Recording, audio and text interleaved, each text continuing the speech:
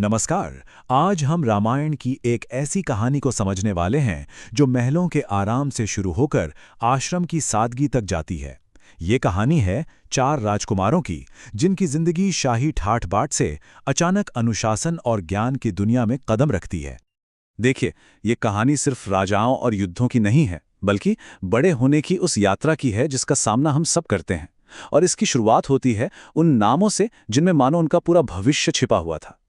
तो चलिए उनकी इस यात्रा को 6 हिस्सों में समझते हैं। उनके नामकरण संस्कार से लेकर एक बिल्कुल नई और मुश्किल दुनिया में उनके छात्र जीवन के शुरुआती दिनों तक।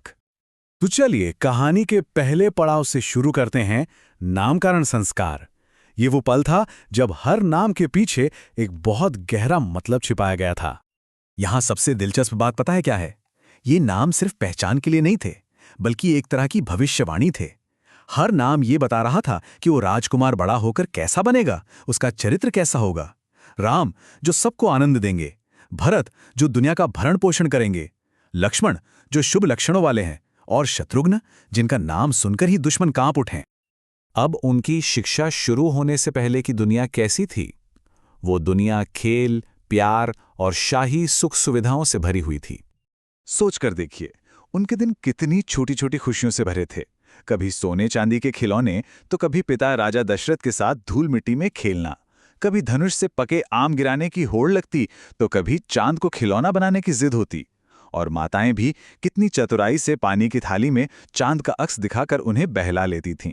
सुबह होती थी माँ की मीठी लोरियों से।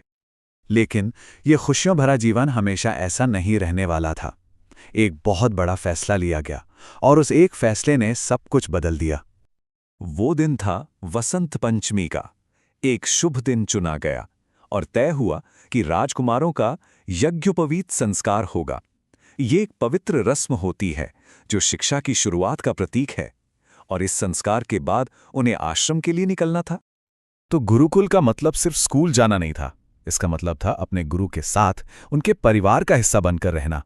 यहां सिर्फ किताबी ज्ञान नहीं, बल्कि जीने का तरीका सिखाया जाता था, आध्यात्मिक भी और व्यवहारिक भी।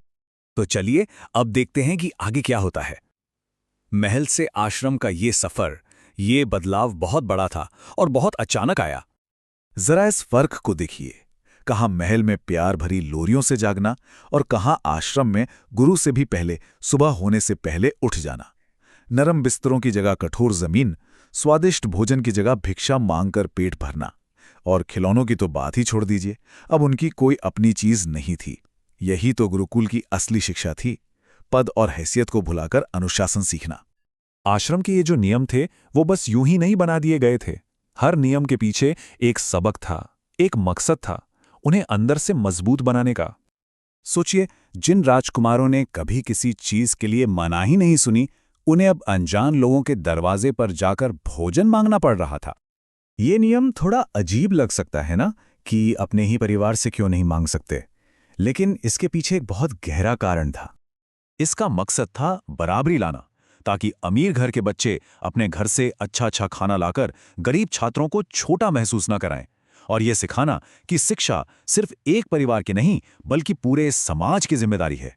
ये एक ऐसा सबक है जो आज भी उतना ही जरूरी है। एक और नियम था शारीरिक कष्ट सहने का।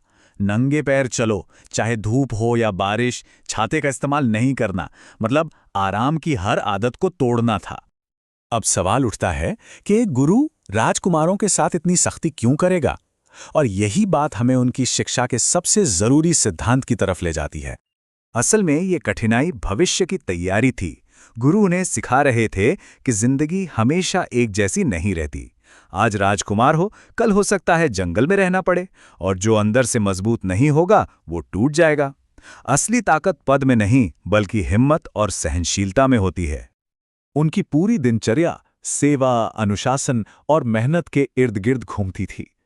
गुरु से पहले उठना, आश्रम की साफ सफाई करना, यज्ञ के लिए जंगल से लकड़ियां लाना, अपने और गुरु के लिए भिक्षा मांगना, गुरु की सेवा करना, और गुरु के सो जाने के बाद ही सोना। अब जब उनसे उनकी शाही पहचान, उनका राजकुमार होना छीन लिया गया, तो उनके पास क्या बचा? उनके पास बचा एक दूसरे का साथ, उनका भाईचारा, जो किसी भी पदवी से कहीं ज्यादा मजबूत था। इस नई मुश्किल दुनिया में ऐसे पल भी आते थे जब वे कमजोर पड़ जाते थे, और यही पल उन्हें एक दूसरे के और भी करीब ले आए। जब छोटे भाइयों को घर की याद सताती, तो वो किसी रानी या सेवक के पास नहीं जाते थे।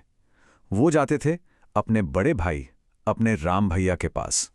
और तब राम एक माँ की तरह उन्हें लोरी गाकर सुलाते थे। ये दिखाता है कि मुश्किल समय में उनका आपसी रिश्ता ही उनकी सबसे बड़ी ताकत था। तो आखिर में ये कहानी एक सवाल छोड़ जाती है ना, आज के इस आराम भरे युग में कठिनाई में मिली इस शिक्षा से हम क्या सीख सकते हैं? असल में जिंदगी की चुनौतियों के लिए हमें क्या तैयार करता है? मुश्किलों से बचाव या फिर उन मुश्किलों से लड़कर मिली हुई ताकत? सोचने वाली बात है।